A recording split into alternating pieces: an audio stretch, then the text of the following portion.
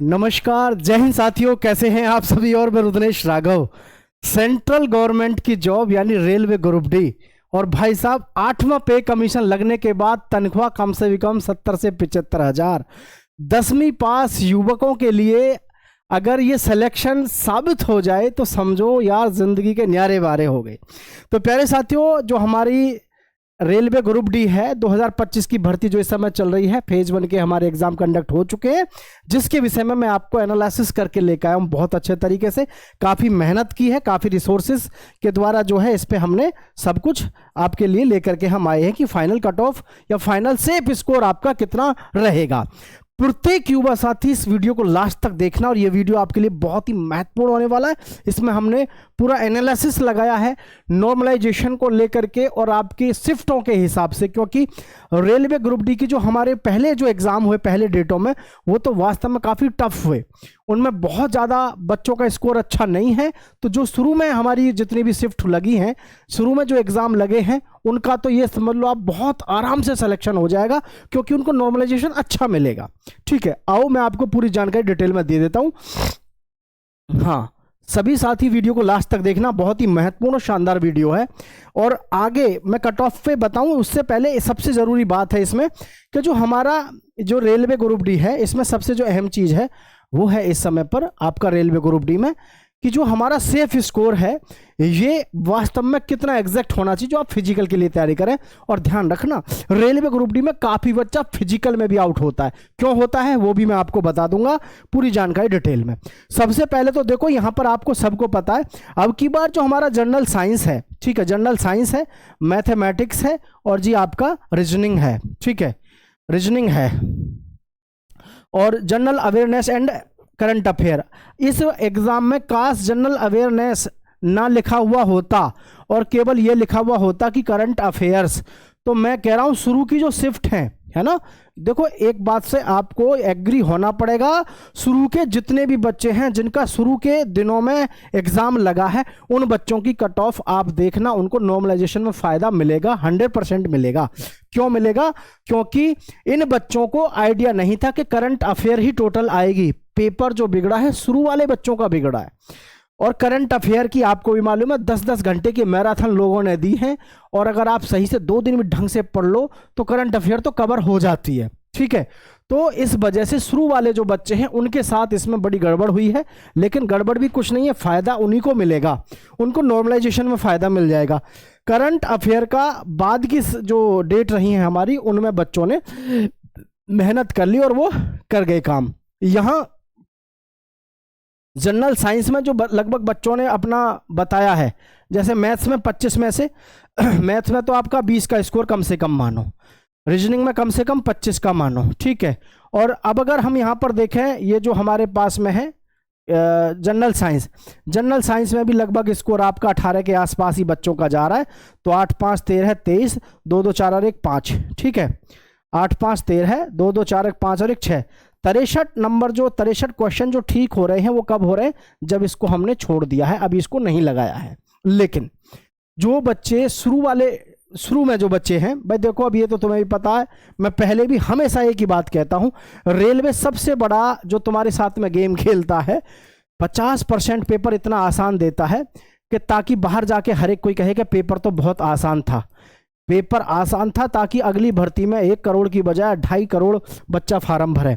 और वास्तव में 50% जो पेपर आसान आता है, जिसमें ये पूछा जाता है कि राष्ट्रीय पुष्प क्या है, उन प्रश्नों का कोई महत्व नहीं होता। महत्व बस इतना होता है कि उनको तो आपको देख के 15 मिनट के अंदर सल्टा देना है, खत्म कर देना है वो पेपर। तो 50% तो सारी कहानी जो शुरू होती है आपकी 60 क्वेश्चन से शुरू होती है 70 तक, और सिलेक्शन की जर्नी शुरू होती है 70 से प्लस पर। तो वही मैं आपको हर बार बताता हूं, ये जो 63 क्वेश्चन जिसने भी अभी तक यहाँ किए, भाई इस पे बहुत सारी ऐसी हमारी जोन होंगी जो मैं आपके आगे बताऊंगा, यहाँ भी सिलेक्शन हो जाएगा। लेकिन 10 प्रश्न यहाँ जो 20 है, 20 में से अगर हम ऑन एवरेज 10 भी क्वेश्चन लगाएं, तब भी बच्चों आपके 73 क्वेश्चन बन रहे हैं। 73 में से अगर आपके यहाँ पर 70 भी क्वेश्चन बन रहे हैं ना, 70 क्वेश्चन भी बन रहे हैं, तो भी आपके सिलेक्शन को कोई आपसे रोक नहीं सकता। आपका सिलेक्शन हो जाएगा, आप किसी भी जोन से हैं। ठीक है, किसी भी जोन से हैं। मैं आगे आपको कट ऑफ का एनालिसिस भी करके बताऊंगा स्टेट वाइज, जोन वाइज, लेकिन जो मैंने आपको यहाँ बताया है, ये जो हमारा एनालिसिस बन रहा है, इसके अकॉर्डिंग अगर आप 70 से 73 क्वेश्चन करके आ रहे हो तो आपको कोई नहीं रोक पाएगा, बेनिश्चिंत रहना। लेकिन हाँ, इसमें बहुत सारे कैंडिडेट जो है हमारे वो फेल होते हैं, वो फिजिकल में भी होते हैं। फिजिकल इतना आसान इसका होता नहीं है। आसान का मेरा मतलब ये नहीं कि बिल्कुल ही हार्ड होता है, लेकिन थोड़ा सा टफ होता है। जैसे 35 किलोग्राम वजन को लेकर के आपको चलना है 100 मीटर 2 मिनट में। अब बहुत सारे युवा ऐसे होंगे जो 35 किलोग्राम वजन को उठा भी ना पाएं और 100 मीटर चल भी ना पाएं। और जो 1000 मीटर रेस है, 1000 मीटर रेस को आपको 4.25 मिनट में कंप्लीट करना है, 4.25 मिनट में। और रेलवे ग्रुप डी में ऐसे ऐसे लोगों ने फॉर्म भरा है जिनके बस की पैदल भी चलना नहीं है, जैसे मेरे जैसे हैं। मेरे जैसे आदमी से आप कहो कि 1000 मीटर आपको जो है 6 मिनट में पहुंचना, तो हो सकता ना पहुंचा जाए और रास्ते में हम लोगों को चक्कर आ जाए। समझ लो कि नहीं? तो इन चीज़ों को आपको ध्यान रखना है। यहाँ मेरा कहने का मतलब सिंपल सा ये है आप सभी से कि आपको मेल कैंडिडेट्स को फिजिकल पे पूरा फोकस करना है और लड़कियों को भी, क्योंकि लड़कियों का 20 किलोग्राम का वजन लेकर के इनको चलना है 100 मीटर 2 मिनट में। इनको 100 मीटर भागना है। कितना? 100 मीटर बहुत होता है, ठीक है। 1000 मीटर इनको 5 मिनट 40 सेकंड में करना है। अब 1 मिनट में मतलब 1000 मीटर का मतलब हो गया 1 किलोमीटर इनको 5 मिनट 40 सेकंड में। आपको हो सकता है लग रहा हो कि इजी है, लेकिन एक बात और भी तो सोचनी चाहिए ना आपको कि इसमें कैंडिडेट कितने हैं। 18 साल से लेकर के एक तो हो गया 25 का, और एक हो गया 26 से लेकर के आपका 30 का, और एक हो गया 31 से लेकर के 38 का, क्योंकि इसमें SC ST OBC की कुल मिलाकर के तो छूट आपकी लगभग 38 तक ही बैठती है। ये भी फिजिकल मारेगा, यहाँ फिजिकल में फेल होंगे, थोड़े से इसमें फेल होंगे, और इसमें तो बहुत ज़्यादा फिजिकल में क्या होंगे, बहुत ज़्यादा फिजिकल में फेल होंगे। तो ध्यान रखना, स्कोर जो सबसे ज़्यादा खड़ा मिलेगा आपको इनका ही मिलेगा। इसमें जो सबसे ज़्यादा स्कोर खड़ा करके आएंगे वो यहाँ पर, क्योंकि रेलवे ग्रुप डी की तैयारी करने वाले जो होते हैं ना लोग, वो कई साल से कर रहे होते हैं और उनको ये उम्मीद रहती है इसमें ना तो इसमें मैं मारूंगा। यही तो सबसे ज़्यादा स्कोर खड़ा करके आएंगे, और इन्हीं में से सबसे ज़्यादा फिजिकल में आउट होते हैं हर साल, क्योंकि हमें तो बहुत अच्छे से नज़दीकी से देख रहे हैं। ठीक है, पिछली बार रेलवे ग्रुप डी में हमारा भी भाई जो है भर्ती हुआ था। आप सुनोगे तो बड़ा आश्चर्य करोगे, हंसोगे, यार गुरुजी कोचिंग कराते हो आप, ऐसे आपका भाई जो है रेलवे ग्रुप डी में इतने कम नंबर पर सेलेक्ट हुआ। हाँ भाई, मैं आपको बताऊंगा, अभी देखना ध्यान से। ठीक है, ये है हमारी यहाँ पर कट ऑफ के विषय में अगर मैं आपसे बात करूँ तो ये है आपके लिए कट ऑफ, जिस पे आपको और हमको थोड़ा सा ध्यान देना है। जो हमारे भाई का जो सिलेक्शन हुआ रेलवे ग्रुप डी में, वो कहाँ से हुआ था? वो होता गुवाहाटी से। जैसे गुवाहाटी में 60 पे गई है, लेकिन उसकी जो है गुवाहाटी में एक तो था वो जनरल से, और जनरल में भी किस में था? EWS में। तो EWS में उसकी जो वेटिंग लिस्ट में आया था नंबर भी। आप सोच रहे हो मैं कह नहीं रहा था आपसे कि आप हंसोगे, यार गुरुजी कैसे कैसे करके नंबर बुलवाया उसका, हैं बड़ी मुश्किलों में नंबर आया भाई। ठीक है, रेलवे ग्रुप डी में पढ़ने में जब देखो, जरूरी नहीं है कि हम मास्टर हैं तो हमारा भाई या हमारा जो है पड़ोसी जो होशियार ही मिलेगा, वो तो उसके ऊपर डिपेंड करेगा कि वो पढ़ता है कि नहीं पढ़ता। तो यहाँ पर उसका नंबर कितने में आया? EWS से वेटिंग में, EWS से वेटिंग में आया कितने पे भाई साहब? जन तो 46.27 थी, जन 47.27 थी। इनमें से 46 से 47 पे गई वेटिंग लिस्ट गुवाहाटी की। गुवाहाटी से था, उसने फॉर्म भरा था। मैंने सजेस्ट किया था भैया गुवाहाटी से, अरुणाचल प्रदेश से, असम से, ऐसी जगह से भर दे जहाँ पर आराम से कट ऑफ आराम से आपका कट ऑफ में नंबर आ जाता है, क्योंकि हम इतने दिन से पढ़ा रहे हैं, हमको तो पता है कहाँ की कट ऑफ कितनी आसान जावे। यूपी वाले जो हैं, बिहार वाले हैं, इनकी तो हालत खराब रहे है कि नहीं? तो देखो आप ध्यान से, चंडीगढ़ में जो हमारी कट ऑफ है वो कितनी जावे? 71 गई, बहुत भयंकर है ना। रांची की 70 पे, भुवनेश्वर की 66.49 पे, अजमेर की 68 पे, अहमदाबाद की 69 का मतलब 70 ही समझो, भोपाल की 65 पे, प्रयागराज की 66 पे, कोलकाता की भाई साहब 69 पे, पटना 66, चेन्नई 60, बेंगलुरु आपकी 66, मुंबई 64, और जी गोरखपुर 69, बिलासपुर 60, जबलपुर 65 और सिकंदराबाद 57।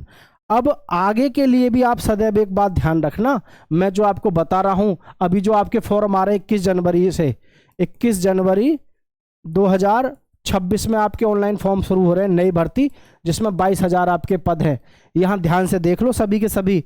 अगर आप जब फॉर्म भरो तो फॉर्म भरते समय पे ये ध्यान रखना क्या कि आपके साथियों भाई हो उनको सजेस्ट करना, मैं आपकी भी कट ऑफ बताऊंगा क्या आ जाएगी यहाँ पर फाइनल। उनको फॉर्म जो लगवाना आप जैसे गुवाहाटी से लगवाना है, ठीक है, गुवाहाटी से आपको यहाँ पे फॉर्म लगवाना है, भोपाल से आपको यहाँ पर फॉर्म लगवाना है, भोपाल से, मतलब उनको बताना कि यहाँ से लगा दो, सिकंदराबाद से लगाओ तो भी आसान रहती है। और भाई एक रहती है आपकी चेन्नई की, है ना, और बाकी जो आप कट ऑफ देखोगे हर एक किसी की, एक बिलासपुर की भी ठीक ठाक है, 60 पे है। ये तो हैं 60 से 65 के आसपास। देखा जाए भोपाल में भी बहुत टफ कंपटीशन है, भोपाल भी 65 पे पहुंच रहा है। ये तो हैं 4 जोन, 1 2 3 4, ये 4 हैं जिनकी कट ऑफ 60 के आसपास रहे हैं। और जब वेटिंग लिस्ट आवे है ना इनकी, ठीक है, और ये तो मैंने आपको यूआर की बताई है, जनरल की यूआर की बताई है। और जब आप ओबीसी की देखोगे, ओबीसी एससी की और एसटी की देखोगे तो आप हैफ कर जाओगे। क्यों? क्योंकि देखो इनकी जो कट ऑफ है, जैसे यूआर की कितने पे गई है, 60 पे गई है, तो ओबीसी की कितने पे जावा है, लगभग जावा है इसकी 57 पे ही, और एससी की कितने पे जावा है, लगभग 52 पे है। एसटी की कितने पे जावा है, लगभग जो है 48 और 49 के आसपास।